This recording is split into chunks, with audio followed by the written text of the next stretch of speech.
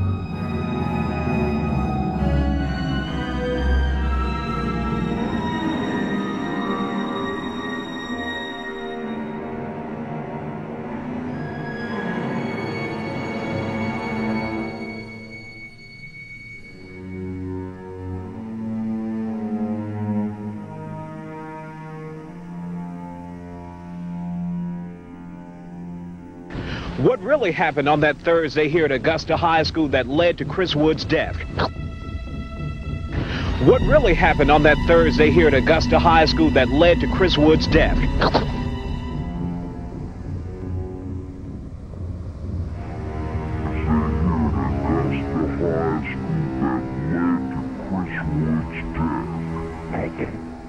About shape-shifting, royalty, recurrence, that sort of thing.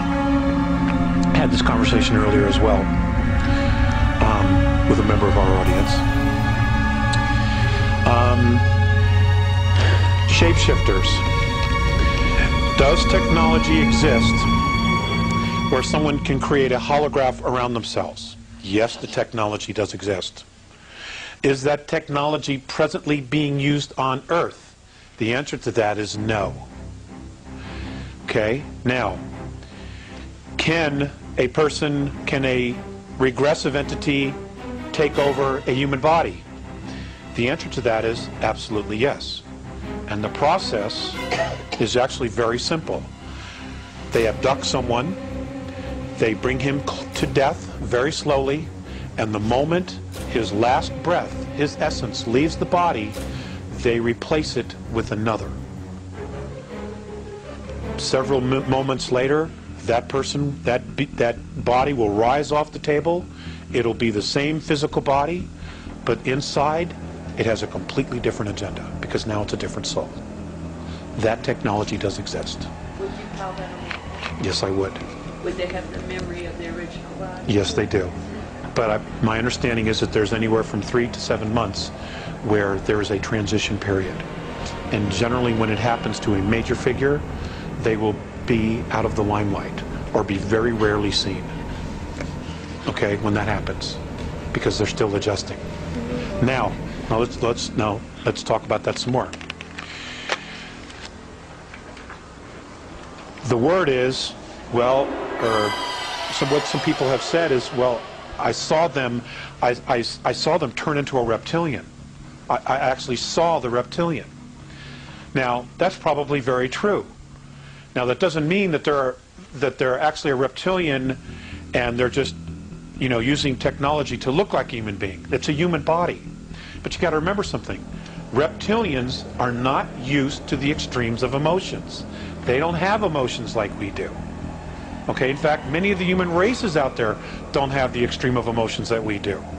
So what happens is that if there's a situation where the body gets excited, because it's a human body, that's what it does. It's this huge antenna. When it gets excited, the reptilian soul inside doesn't know how to act.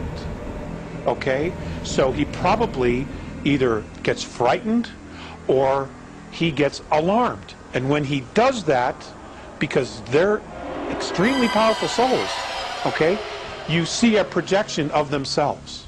You see the projection of themselves in their auric field. You will see it, okay, because they're not used to the emotions. They don't know how to handle it. And that's part of the transition period. That's what I've been told.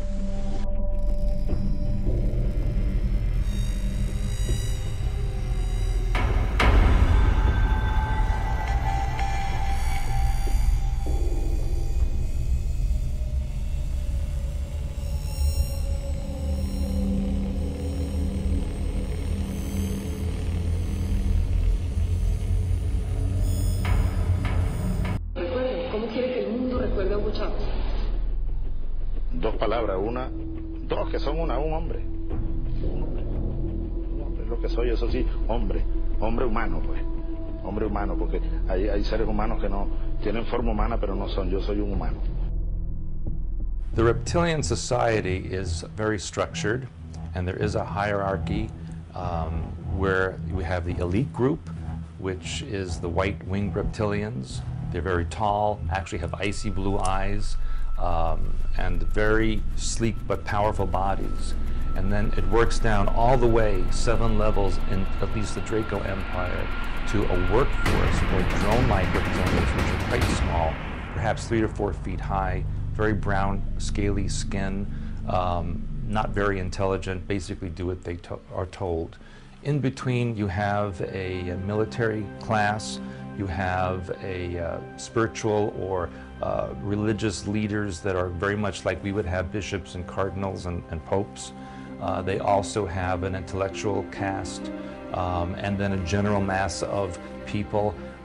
For all intents and purposes, if you really wanted to know what the Draco Empire hierarchy was like, just look at the Hindu caste system, which was based on that. If you read about Hindu legend and even anything in East Asia, it talks about the Naga, which were the seven-headed reptilians, which came ashore in Asia after their continent sank in the Pacific, and is spoken about in all of the Asian, Southern Asian, and East Asian legends and histories. The seven-headed reptilian, or Naga, really represents the 7 levels of the caste system in the Draco Empire hierarchy. The first time I ever had contact with reptilian beings was when I was working as a teenager, believe it or not, in the Montauk Project between 1970 and 1983. They were what I would consider to be of the military or warrior class, very large, powerful, mean-looking, scary-looking, and you're 13, 14 years old and you see an 8 or 9 foot tall creature with fangs and green and yellow eyes coming at you. It's very scary. They were kind of there as observers, along with observers from the U.S. government, the Israelis, the Russians, Germans, and even British. They were there to watch and exchange information on the programming techniques and the technology that the U.S. government had developed from other alien technologies, as well as what they had discovered from Atlantean technologies, which were discovered underneath the mountain. I guess his girlfriend and the girlfriend, or 2 girlfriends, two girls. Look at the girl in the white t-shirt, all the way at the end. She's not supposed to be there. He didn't realize she was there until, look, now she disappeared, she's gone. Okay, she's gone. According to him, he was videotaping the 2 girls and himself. Their eyes were so big and so blue. Aliens and demons.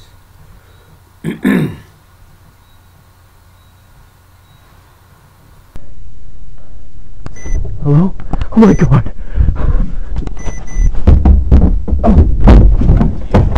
To decide whether or not it's possible that all the rulers of the world and all the rulers of all the religions are compromised, and this whole entire world is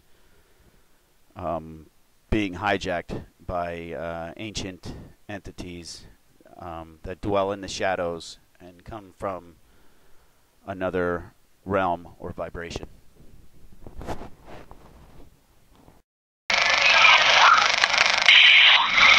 Guys, I'm scared for everyone that's not saved. Yeah.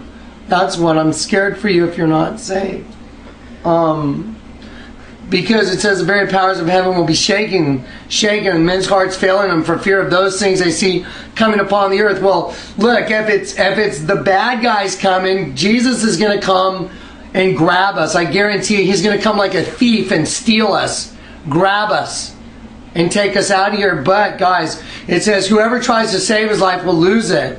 Guys, I'm not kidding. This is really a shaking up thing. That's why men's hearts are going to fail them. The Lord let me experience this just now because it was unbelievable. Did you hear those noises?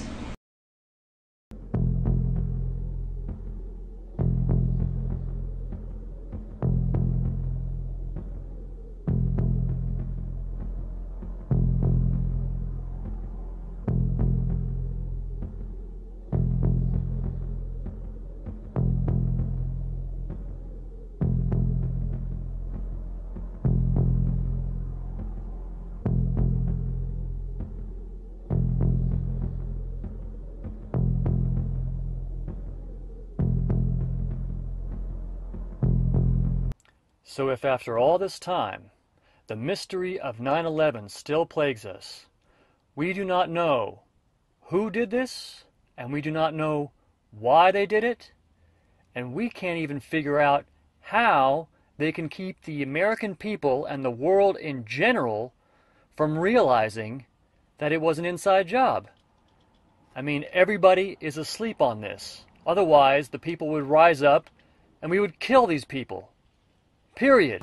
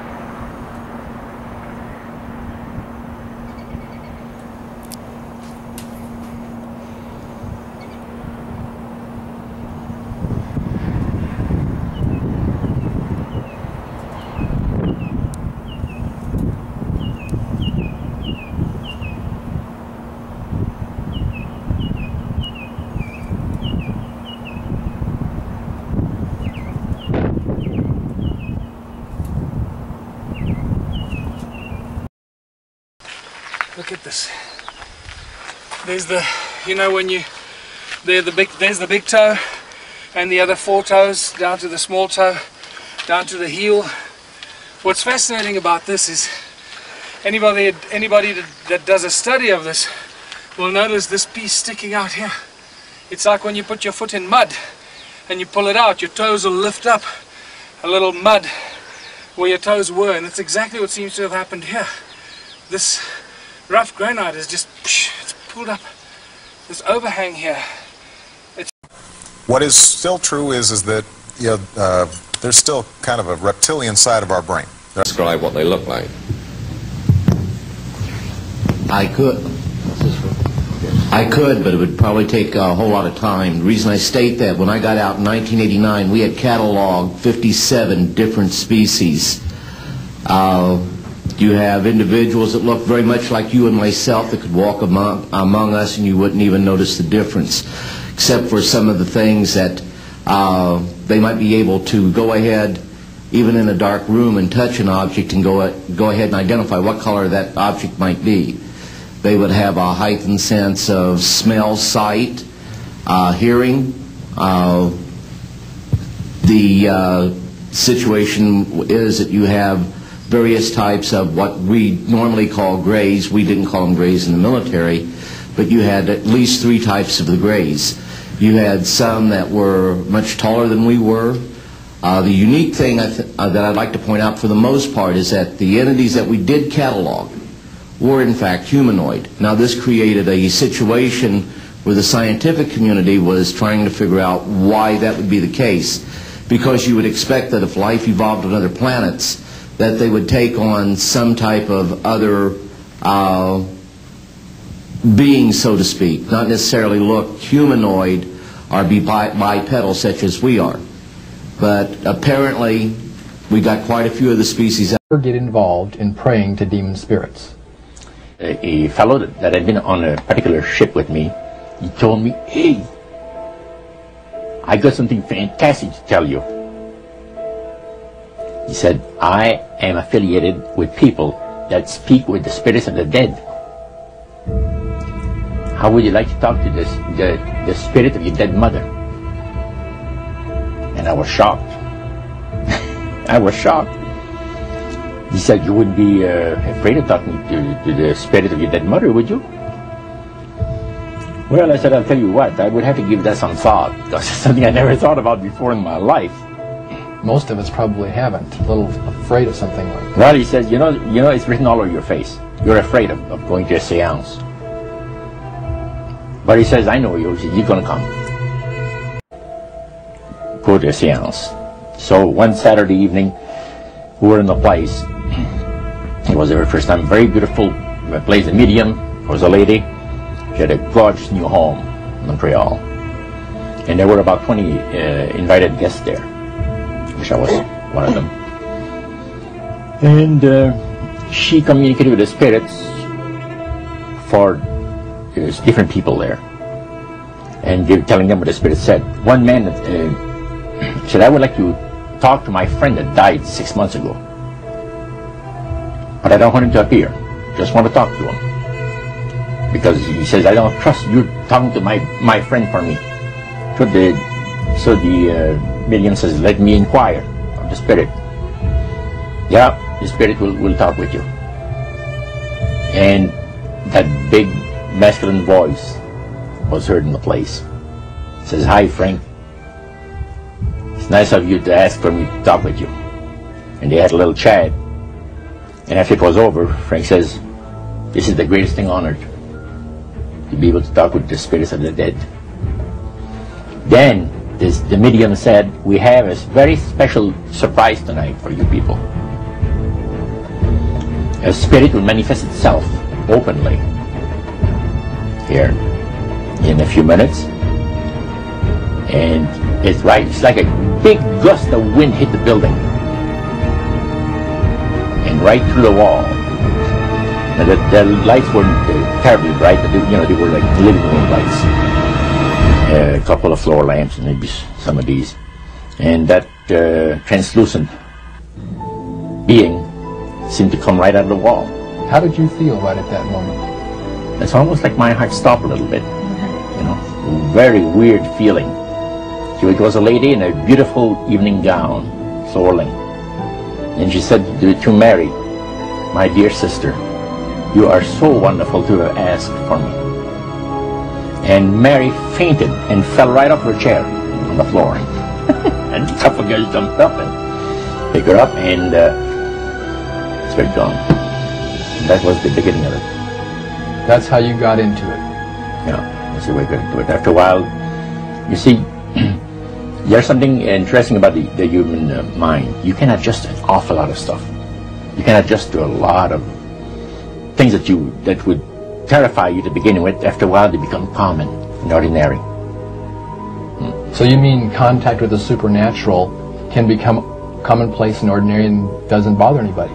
Yeah. In other words, the more that you do it, you're not uncomfortable. That's right. It's just not an uneasy feeling.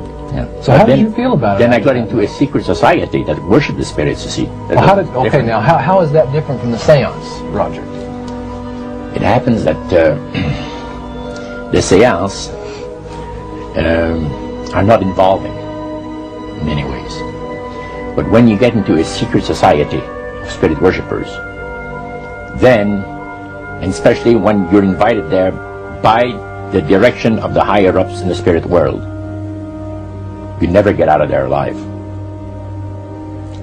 And this is exactly what my friend and I were up against. We didn't know anything about it.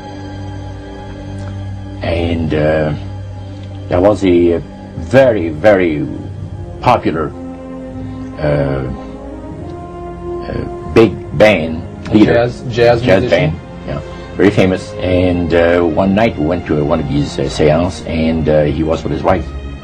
So Roger, you're at this restaurant. What happened? We sat there, and we had our favorite alcoholic beverages, and as we talked,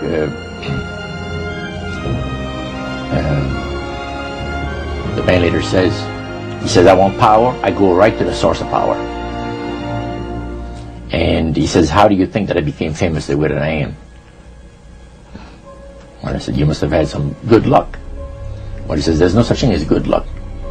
He says, there's either some power working for you somewhere, or you don't get ahead in this world.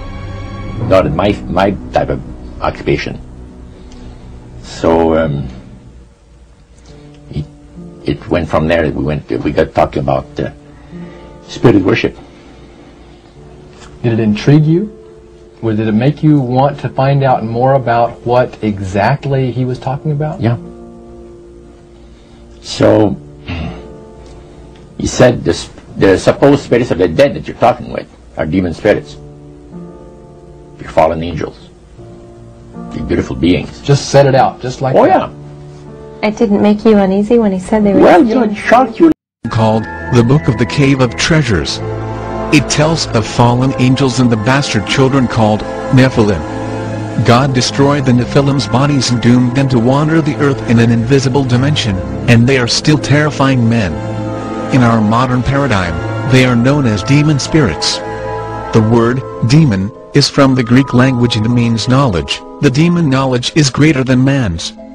The Bible tells of their creation in Genesis chapter 6, and they were the cause of the destruction of life on earth. The Apocrypha and early Jewish writings expound on these evil spirits. The Book of Enoch tells of their giant stature and how they manipulated the genetics of man and animals, in every imaginable way. In other words, no stone was left unturned in their evil experiments. The answer to all this and the clue to this cosmic riddle may be found in the ancient book of Genesis. And back there in chapter 6, we are told of a very amazing and bizarre event. The sons of God saw the daughters of men and saw that they were beautiful, and they lusted after them. And then we read they married them and sired children from them. For the past 1500 years, most scholars, including evangelical scholars, have interpreted the sons of God as the good sons of Seth, and the daughters of men as the wicked daughters of Cain. They've adopted that interpretation because the other one is so bizarre and outlandish.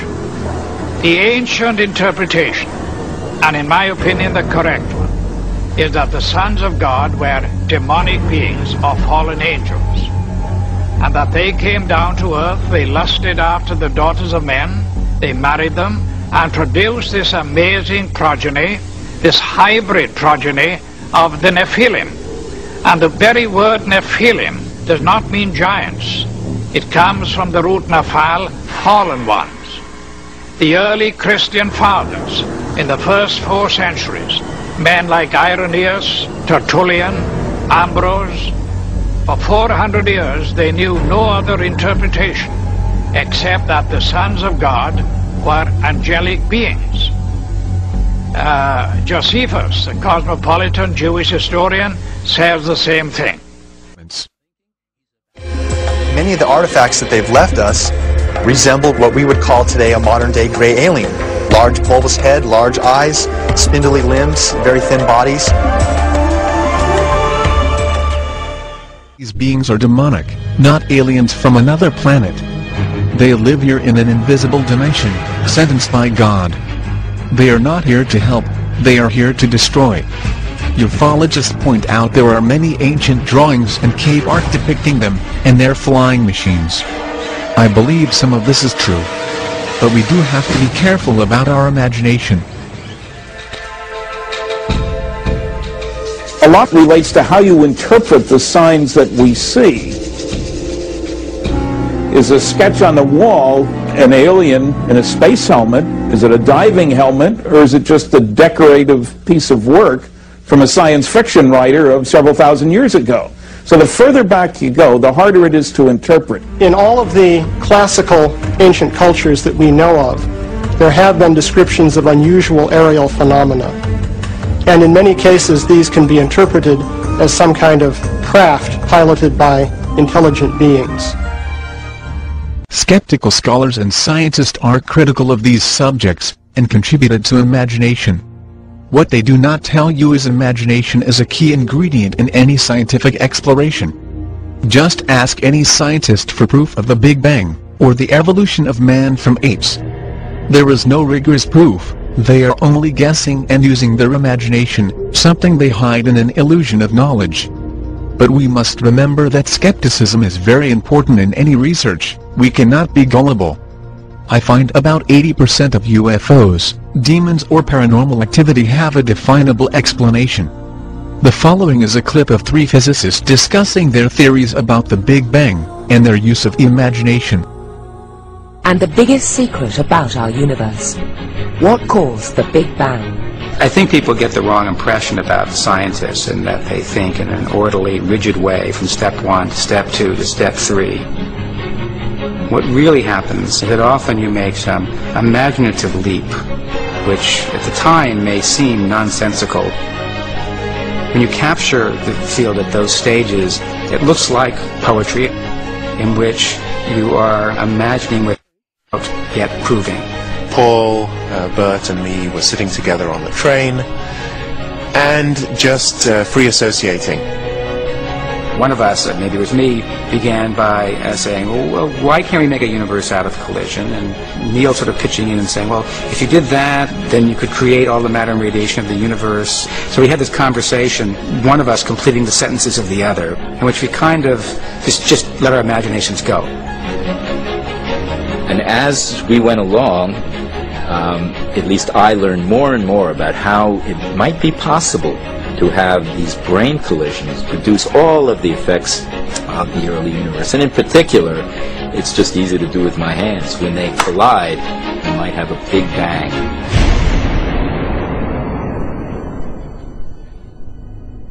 Right from the horse's mouth, we hear for ourselves the importance of imagination. When I refer to skeptical scientists, it's important to remember there is no united group of scientists. There are 1,000 different groups and many bitterly divided. I choose not to defend the creationists either. They are splintered as well, and many of these groups are self-defensive, to the point of neglecting their pursuit of the truth. The search for the truth is complex. You are fighting your own bias, and a plethora of worldly agendas. Ancient people saw weird things in the sky, and they were convinced that these were symbols of God's intentions. Their lives were controlled by the gods. And in every case that I am aware of, there is an alternate explanation. It could have been a meteor, which they didn't understand. It could have been some ball lightning. It could have been any kind of thing that was just totally unknown to primitive man. And so they always interpret these things in terms of supernatural. Despite scientific skepticism, the history of human affairs contain many curious examples, not only reports of flying vehicles, but the presence of evil spirits. During his invasion of Asia, the mighty leader, Alexander the Great, is chronicled as witnessing UFOs. These incidents were officially written by his personal historian, Callisthenes of Olynthus. While crossing a river in 329 before Christ, Alexander and his men observed what is described as gleaming silver shields in the sky. The objects repeatedly swooped down on a column of soldiers, scattering men and horses in a panic. 7 years later, while attacking the Phoenician city of Tyre in the eastern Mediterranean, Alexander again encounters UFOs. Recorded by observers on both sides of the conflict, one of the objects shoots down a beam of light at the city wall, which crumbles into dust, allowing Alexander and his troops to easily breach the defenses and take the city. These flying silver shields description fit perfectly with a common UFO report of flying saucers. The beam of light is also significant because it corresponds to the many thousands of modern-day reports, especially the abduction accounts. In my documentary, The Nephilim, I unveil the evidence which connects the Greek gods with what the Hebrews call evil spirits, now called demons by Christians. The very same demigods in Genesis chapter 6, which were born of fallen angels and earthly women. It is my suggestion these same spirits, which Alexander witnessed, and known today as the alien greys, are responsible for UFO sightings, abductions and worldwide phenomena. Socrates openly admits he is guided by a demon and worships it daily. Alexander, a student of Socrates, later in his life even proclaimed himself as a god. He constantly counseled with spiritualists, Diogenes, and Sibyls at Delphi. It is obvious these demons were guiding the Greeks to rule the world, their original modus operandi. They physically intervened in the Battle of Tyre to fulfill their promise to Alexander. Early Jewish writings state they have been stripped of their apparel, go naked and have horrible faces. You know, do UFOs have occult or demonic origins? But the idea of actually digging into the whole story from a governmental perspective, you're quite right, it isn't something, you know, I never really anticipated getting into at all. Were you reluctant to go this way? You know, I see you at occasional UFO conferences. You're always so erudite and careful about your research and everything, and it would seem to me that if you were to tell your colleagues, hey, I'm researching whether UFOs are demonic, well, let's explore that for a second, because it sort of becomes an underlying theme in the book, is that the possibility that these agents and this agency that was investigating this stuff had somehow tried to establish communication, had opened some sort of a door, a portal, a window, and that things came in and that shouldn't have come in. Why don't you talk about that in an overall sense, and then we'll get into some specifics. Yeah, sure. This was basically the idea that, you know, rather than sort of nuts and bolts spacecraft landing, as we said, on the White House lawn, the idea was that people, literally within the Defense Department, were sort of consulting ancient texts and books on demonology and using archaic rites and rituals to quite literally summon up these entities that, you know, the UFO research community calls the Greys. You know, they weren't trying to contact them by radio or whatever, you know, radio waves or anything like that. It was literally, you know, invoking and using ancient rites and rituals. And the story was, you know, that they didn't necessarily come through in nuts and bolts craft. The group actually came to believe over time that, you know, this was more of like a hologram type thing, that these weren't sort of flesh and blood entities. They were almost like a demonic intelligence, if you like, that in some cases weren't even sort of, you know, had physical form, although they could manifest physically in some respects, that the group believed. So in other words, the idea was that this portal was opened. Now, by portal, you know, in simplistic terms, we're talking about a gateway to another realm that some people would quite possibly correctly, you know, would suggest was like another dimension, but the group concluded it was literally like a doorway or portal to hell, and allowed these entities to come through in like a deceptive mode of extraterrestrials. And then it was a case of, well, you know, we can actually learn quite a bit if we can harness their powers, but should we try it? Can we actually take on the forces of hell in some sort of Faustian pact? That was literally the way it was looked at. But again, you know, based on belief systems, one man's alien is another man's demon. You know, that is the sort of the basic background as to how and why they were looking at this. It was a case of trying to contact these entities, open doorways, and then try and militarize any powers or skills that might be developed from liaising with these entities. Now, Ray, your friend Ray, Anglican priest that he is, said that there is some sort of a focus on Christianity as opposed to other kinds of religion from whoever these entities are. Why don't you go explain that to us? Yeah, well, I mean, Ray's done a lot of research into this area, and certainly, you know, this is one of the things that why there was so much research done for the book. You know, it covered 4 years, because I'll be the first to admit, you know, I'm not a particularly religious person. You know, I don't have any problem with what people believe at a religious level, but, you know, not being someone who sort of has that background, it required a lot of research. And so, you know, that's why the interviews were quite extensive for the book. And Ray basically has done a lot of research and found a number of cases where these sort of so-called alien entities, whatever they are, had made denials about Christianity when they were speaking to, you know, various abductees, contactees, whoever, and claiming, you know, that Christianity isn't really the truth behind what's going on.